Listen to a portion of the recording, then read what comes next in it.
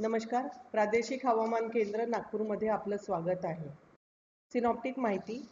वाऱ्याची चक्रीय स्थिती मध्य महाराष्ट्र आणि लागतच्या भागावर आहे. तसेच वाऱ्याची खंडितता नॉर्थ गुजरात ते साऊथ तामिळनाडू पर्यंत मध्य महाराष्ट्र आणि इंटिरियर कर्नाटक ओलांडून जात आहे. यावर आधारित पुढील 3 दिवस हवामानाचा अंदाज असा आहे. दिवस 1 9 एप्रिल विदर्भातील जिल्हे बुलढाणा, अकोला, अमरावती, वाशिम, नागपूर, भंडारा, गोंदियामध्ये विरळ ठिकाणी हलका ते मध्यम स्वरूपाचा पाऊस आणि बाकी जिल्ह्यांमध्ये तुरळक ठिकाणी हलक्या स्वरूपाच्या पावसाची शक्यता आहे. दिवस 2 10 एप्रिल विदर्भातील जिल्हे वाशिम, अमरावती, यवतमाळ, वर्धा, नागपूर, भंडारा, गोंदिया, चंद्रपूर, गडचिरोलीमध्ये विरळ ठिकाणी हलका ते मध्यम स्वरूपाचा पाऊस आणि बाकी जिल्ह्यांमध्ये तुरळक ठिकाणी हलक्या स्वरूपाच्या पावसाची शक्यता आहे.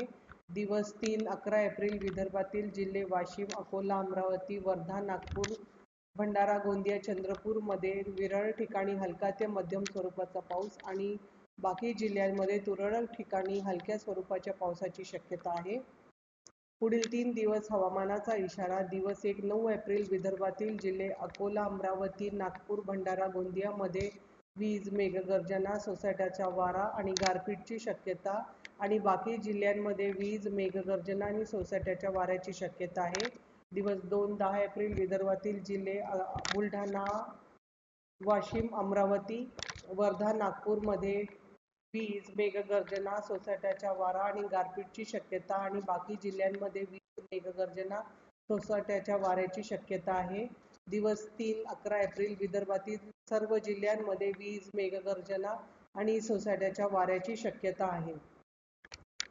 स्थानिक शहर हवामानाचा अंदाज. येणाऱ्या दिवसांमध्ये विदर्भातील सर्व शहरांमध्ये जनरली क्लाउडी वेदर ते पार्टली क्लाउडी वेदरची शक्यता आहे. तसेच पुढील पहिले 2 दिवस काही 1-2 शहरांमध्ये गारपीटची शक्यता तसेच सोसाट्याचा वारा आणि वीज, मेघगर्जनाची शक्यता आहे.